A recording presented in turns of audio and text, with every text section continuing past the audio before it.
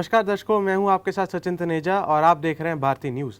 आज हमारे स्टूडियो में प्रस्तुत है नवाब कुरैशी जी, जो बीजेपी के प्रवक्ता हैं पिछले कई साल से और माइनॉरिटी फ्रंट के को इंचार्ज हैं। तो नमस्कार सर, आपका स्वागत है हमारे संडे स्पेशल शो पर।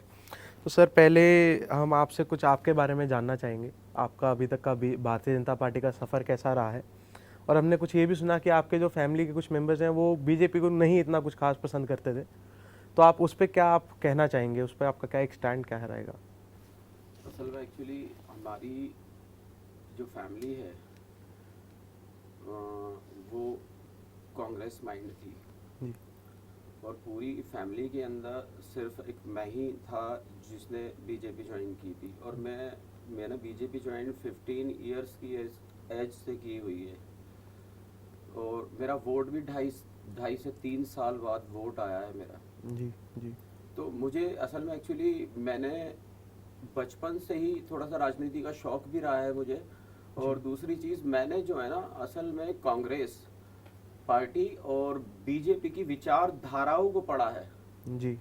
असल में पिछले 65 साल से इस निकम्मी कांग्रेस सरकार ने देश की माइनॉरिटीज़ को, एससी एसटी दलितों को बस से बदतर हालत करके रख रखी थी पूरे देश के अंदर। ये तो शुक्र है ऊपर वाले का, 2014 के अंदर भारतीय जनता पार्टी की सरकार यानी नरेंद्र मोदी जी ने सरकार बनाई तो देश का माहौल पूरे तरीके से बदला है।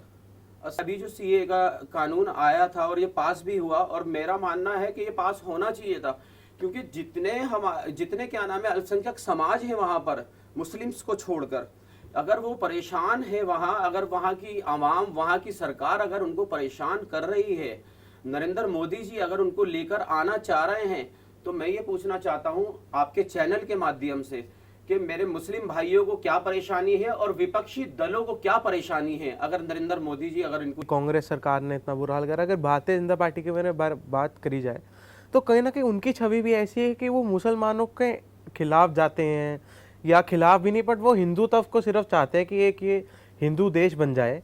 और बीइंग अ मुस्लिम, आप इतने सालों से भारतीय जनता पार्टी में काम कर रहे हैं, तो आप एक मैसेज जो बाकी जो आपके मुस्लिम भाई हैं उनको क्या एक मैसेज देना चाहेंगे? आपका इस पर क्या स्टैंड रहेगा कि आप भारतीय जनता पार्टी में इतने साल से हैं और एक ये जो छवि है भारतीय जनता पार्टी की कि वो मुस्लिमों को साथ नहीं देना चाहती, उस पर क्या कहेंगे आप?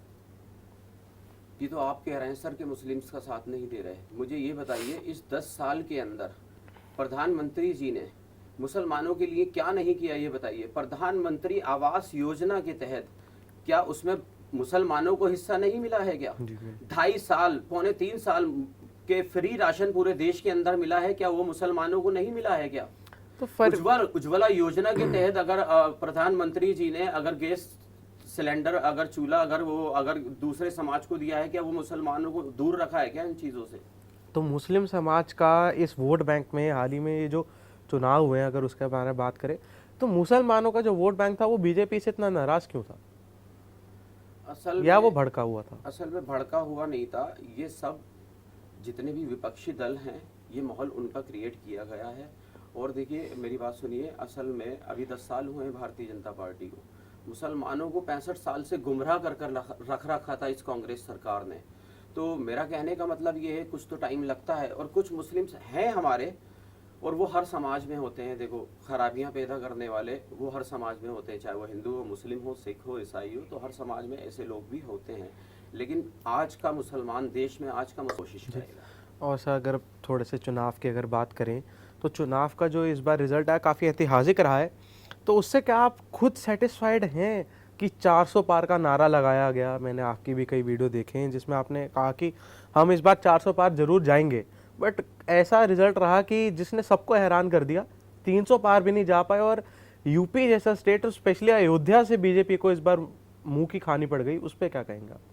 असल में देखो, ये तो कुदरत का निज़ाम है, ठीक है, क्योंकि सरकारें बनती हैं, बिगड़ती हैं, वो सब ऊपर वाले के हुक्म से, ठीक है, क्योंकि इंसान सिर्फ मेहनत कर सकता है, ठीक है।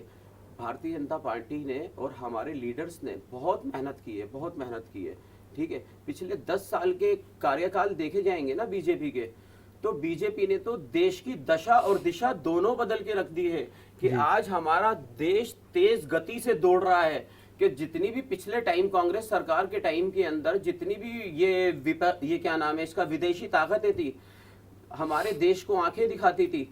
आज नरेंद्र मोदी जी के टाइम के अंदर पूरी दुनिया नरेंद्र मोदी जी को सपोर्ट कर रही है और खास तौर से मुस्लिम्स कंट्रियां सपोर्ट कर रही हैं जो क्या नाम है इसका हमारे भारत देश को पसंद नहीं करती थी।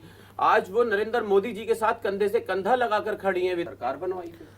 सर अभी ये जो सरकार 2024 में बनी है इसमें अपनी पूर्ण बहुमत नहीं ले पाई बीजेपी, तो गठबंधन की सरकार है, राहुल गांधी जी, ममता बनर्जी का ये कहना है इस पे कि जो गठबंधन की सरकार है लंबी चल नहीं पाएगी क्योंकि गठबंधन कुछ खास ठोस गठबंधन नहीं बना। तो नीतीश कुमार जी के भी बयानों पर उनको शक है कि वो कभी भी पलट सकते हैं, कभी भी वो सपोर्ट तो अपना पार्टी से ले सकते हैं। असल में नीतीश कुमार जी ना तो पहले कभी बदले थे और ना ही अब आगे कभी बदलेंगे। असल में नीतीश कुमार जी को तो छोड़िए, मैं कह रहा हूँ ये जो गठबंधन है जी, ये गठबंधन नहीं है, ये ठगबंधन है। देश को ठगा है इस गठबंधन ने। एनडीए की सरकार पूरे 5 साल चलने वाली है और इसको कोई हिलाने वाला भी नहीं है। अगर इन कांग्रेसी नेताओं ने, इन कांग्रेसी लीडरों ने अगर देश के लिए काम किया होता तो आज इनकी इतनी बुरी हालत नहीं। अगर हम अब अपना अगले सवाल पे आते हैं तो सर ये जो यूपी में इस बार काफ़ी ऐतिहासिक रिजल्ट रहा है, तो आपको कैसा क्या लगता है? योगी जी ने काफ़ी काम करा है, यूपी के में काफ़ी डेवलपमेंट आई है, तो आपको ऐसी क्या खास वजह लगती है कि यूपी में समाजवादी पार्टी बहुमत लेके गई है इस बार? बीजेपी को ऐसा क्या बुरा हुआ कि जो बीजेपी यूपी में नहीं ज़्यादा सीटें जीत पाए? असल में यूपी अगर हम हरे हैं तो अदर स्टेट में भी तो हम जीते हैं ना। नहीं सर, यूपी में, बट यूपी कहा जाता है कि बीजेपी का एक घर जैसा है, तो आपको क्या लगता है कि वो उनकी कुछ ऐसी नीतियां हैं, बुलडोजर नीति है, कुछ ऐसी कोई नीति है जिसकी वजह से लोग गुस्से में थे उनसे? क्या वजह क्या थी? गठबंधन वजह थी इंडिया अलायंस का, या वजह क्या था? असल में वजह कुछ भी नहीं है, मैं बताता हूँ आपको। असल में आपने अभी कहा कि बुलडोज़र, असल में बुलडोज़र जो योगी आदित्यनाथ महाराज जी ने जो बुलडोज़र वाला जो कॉन्सेप्ट शुरू किया है जी, ठीक है, वो शुरू किया है योगी आदित्यनाथ महाराज जी ने कि असल में सबसे बड़ी चीज़ क्या है, अगर कोई गलत करेगा, अगर कोई क्राइम करेगा, अगर कोई इस तरीके की हरकत करेगा तो उसके साथ अगर वो बुलडोज़र वाला चल रहा है सिस्टम, तो उसमें क्या परेशानी है ये बताओ। जी, इसमें कोई परेशानी वाली बात नहीं, बट लोगों का ये एक पॉइंट है कि लोगों के घर तोड़ दिए जाते हैं, उनकी छत उनसे छीन ली जाती है। असल में क्राइम करेगा कोई तो सज़ा तो मिलनी चाहिए ना। जी, वो सज़ा मिल रही है। सर योगी जी ने पंजाब में लोकसभा इलेक्शन में पंजाब गए थे, वो जब अपनी कैंपेनिंग के लिए, तो उन्होंने एक चीज़ बोली थी कि वो 48 आवर्स में, अगर उनको मौका दिया जाए, 48 आवर्स में पूरे पंजाब की माफिया ख़त्म कर देंगे। तो ऐसा क्या लगता है आपको, क्या ऐसा बीजेपी कर सकती है कि 48 आवर्स में पंजाब जैसा स्टेट जहाँ पे क्राइम रेट काफ़ी हाई है, मैं खुद जैसे पंजाब से हूँ तो क्राइम रेट काफ़ी हाई है उधर का, उधर वो 48 घंटे में कैसे क्राइम माफिया को कैसे ख़त्म कर सकते हैं? वहाँ भी वो अपना यूपी से बुलडोज़र साथ लेके चलेंगे या कैसे? असल में बताता हूँ आपको, असल में जो पिछली सरकारें रही हैं जी वो गुंडे बदमाशों की सरकार रही है। जी, ठीक है, असल में उत्तर प्रदेश से गुंडे बदमाश माफियाओं की सरकार को ही तो खत्म किया है योगी आदित्यनाथ महाराज ने और क्या नाम है इसका नरेंद्र मोदी जी ने। असल में ये जब इससे पहले जो क्या नाम है इसका विपक्षी सरकार थी उत्तर प्रदेश के अंदर, डकैतियां आम, रेप, हमारी बहन बेटियों के रेप आम हो रहे थे, व्यापारी सुरक्षित नहीं था। आज यूपी के अंदर आज हमारी बहन बेटियां रात के 4 बजे भी रोड पर जा सकती हैं, घूम सकती हैं और अपने घर पर सेफ पहुंच सकती हैं। जो व्यापारी खौफ में जीता था दूसरी सरकारों के टाइम के अंदर, आज सीना ठोक कर व्यापारी क्या नाम है अपना बिजनेस कर रहा है। सर आपने वुमेन सेफ्टी की, बदमाशों को और गुंडों को अब जो है उनके हाथ कुछ नहीं आ रहा है। सर आपने वुमेन सेफ्टी की बात करी कि रात को 4 बजे भी महिलाएं बाहर निकल सकती हैं, तो अगर हम दिल्ली के बारे में इसमें बातचीत करें, दिल्ली के, आप दिल्ली में रहते हैं, बट दिल्ली में मुझे ऐसा नहीं दिखाई दिया दिल्ली में वुमेन सेफ्टी को कुछ मिला हो कि वुमेन सेफ्टी दिल्ली में स्ट्रांग हुई हो, क्योंकि जो पुलिस है दिल्ली की वो तो सेंटर के हाथ में है, वो तो उसका तो कंट्रोल सेंटर में ही है ना, तो उसका स्टेट गवर्नमेंट से तो मतलब कोई है नहीं हमारा। तो यहाँ पे क्यों नहीं इतनी स्ट्रिक्टनेस हो पाई? यहाँ पे आज भी कई हैं ऐसी लड़कियां जो हमने सुना है जो डरती हैं रात को बाहर निकलने से कि हम दिल्ली में सेफ नहीं है रात को। असल में देखो, ये अभी पिछले टाइम के अंदर जो दूसरे स्टेटों के अंदर बहरूपियों की सरकार थी, असल में एक बहरूपियों की सरकार हमारी दिल्ली में भी आई जिसका नाम है केजरीवाल सरकार। असल में इसने दिल्ली की हालत, इन लोगों ने दिल्ली की हालत तो बर्बाद करके रख दी कि ये नारा देते थे कि हम सच्चे हैं और क्या नाम है, हम शरीफ हैं। आज इनके 2 मिनिस्टर जेल के अंदर है, केजरीवाल साहब खुद जेल के अंदर है शराब घोटाले के सर अंदर। अगर आपने अब केजरीवाल जी का बात छेड़ी है तो इस पे भी एक सवाल कर ही लेते हैं। जो केजरीवाल जी हैं, अभी तक उनके जो मिनिस्टर हैं या उनके ऊपर कोई ठोस मनी ट्रेल अभी तक नहीं मिला है, और ईडी ने उनको गिरफ्तार भी बिल्कुल इलेक्शन के ऐसे टाइम पर करा जब उनको कैंपेनिंग करनी थी अपनी, और ना ही उनकी सुनवाई सुप्रीम कोर्ट टाइम पे करता है, ना ही हाई कोर्ट। तो ऐसा क्या है कि being a sitting CM, independence के बाद एक पहला सिटिंग सीएम इस देश का अरेस्ट हो गया है और वो जेल में है इस वक्त एक शराब के घोटाले में। कोई अच्छी बात तो है नहीं शराब का घोटाला, तो आप क्या कहेंगे? ना ही कोई अभी तक, जैसे केजरीवाल जी बताते हैं, कोई मनी ट्रेल नहीं मिला है, कोई ठोस सबूत नहीं मिला है, बट उन पे ऐसी धाराएं लगाई जा रही हैं जिससे उनको जेल में रखा जाए, और उसका ये इल्ज़ाम लगाते हैं भारतीय जनता पार्टी पे कि जो मोदी जी हैं वो घबरा गए हैं केजरीवाल से, इसलिए उनको जेल में रख रहे हैं वो। असल मोदी जी घबरा गए। मैं कह रहा हूँ कि पूरा विपक्ष घबराया हुआ था।